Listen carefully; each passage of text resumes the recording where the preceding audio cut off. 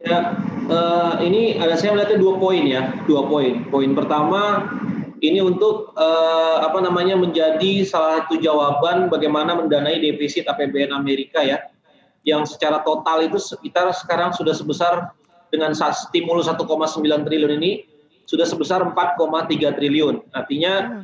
kenaikannya itu sekitar 100% lebih ya, dibandingkan sebelum COVID-19 di tahun 2009. Di tahun 2019 itu defisit APBN Amerika itu hanya sekitar 2,3 triliun.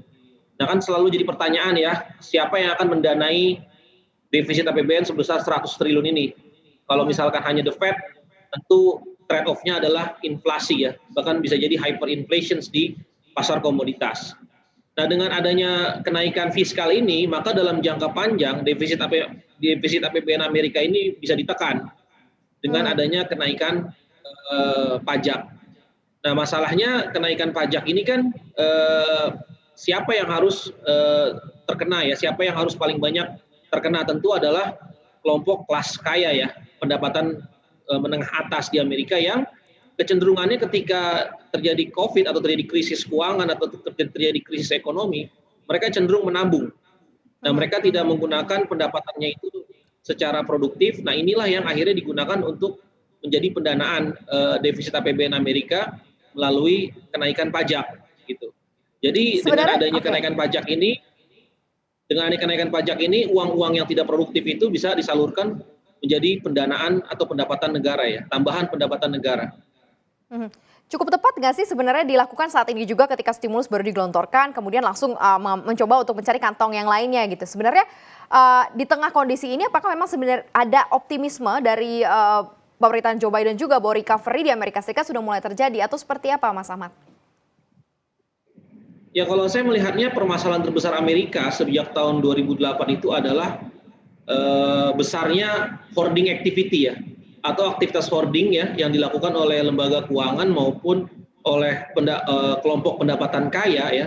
Ketika mereka pendapatannya itu kenaikan GDP per kapitanya untuk kelas kaya itu naik lebih tinggi dibandingkan eh, the rest of citizens sekitar 60% populasi Amerika. Mhm. Kecenderungannya kan kalau kita belajar di teori bahwa ketika pendapatan kelas kaya ini mengalami kenaikan tentu marginal savingnya atau prospensity kecenderungan menabungnya tinggi. Nah, sedangkan tabungan-tabungannya ini kebanyakan tidak diputar lagi untuk sektor produktif, untuk investasi produktif. Kebanyakan mereka taruh di surat utang gitu ya, di US Treasury Mhm. atau di pasar saham. Sehingga dengan adanya kenaikan pajak ini, walaupun sekarang pemerintah Biden sedang melakukan defisit besar-besaran ya, tentu uang yang tidak terpakai ini atau yang di hoarding ini ya dalam bentuk cash atau bentuk deposito di dalam perbankan di Amerika itu akan dipakai oleh pemerintahnya melalui skema kenaikan pajak.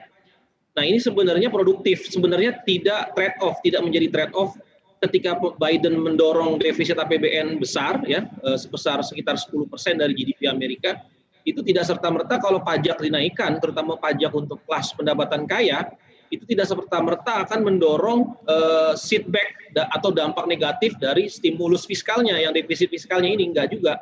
Karena Mhm. sejatinya uang-uang yang dipajaki ini, pendapatan orang kaya yang dipajaki ini kan sebenarnya dia tidak berputar, dia tidak Ya. produktif. Kebanyakan ditaruh di tabungan atau mereka taruh lagi untuk buyback saham yang secara real tidak berdampak terhadap ekonomi ya. Oke, Anda melihatnya seperti apa Mas Ahmad kalau dilihat dampaknya terutama ke industri, keuangan Amerika Serikat? Mungkin nggak sih nanti ini mungkin akan ada outflow justru keluar begitu ya, karena uang-uangnya akan dipajakin jauh lebih besar gitu ya orang-orang kaya di sana. Seperti apa Mas Ahmad? Nah itu yang jadi masalah adalah ketika dipajaki, saya tidak melihat dampaknya jadi negatif terhadap stimulus fiskal, tapi bisa jadi nanti terjadi capital outflow. Nah oleh karena itu Yellen beberapa kali menyinggung bahwa perlunya kerjasama antara negara G20 ya, negara-negara besar di dunia untuk melakukan bersama-sama memberikan skema pajak yang tepat bagi masing-masing negara agar tidak terjadinya sebenarnya ide Yellen adalah agar tidak terjadi capital outflow besar-besaran dari Amerika kalau terjadi kenaikan pajak. Jangan lupa untuk install aplikasi CNBC Indonesia yang tersedia di App Store dan Play Store dan ikuti terus perkembangan ekonomi bisnis terkini hanya di CNBC Indonesia Beyond Business.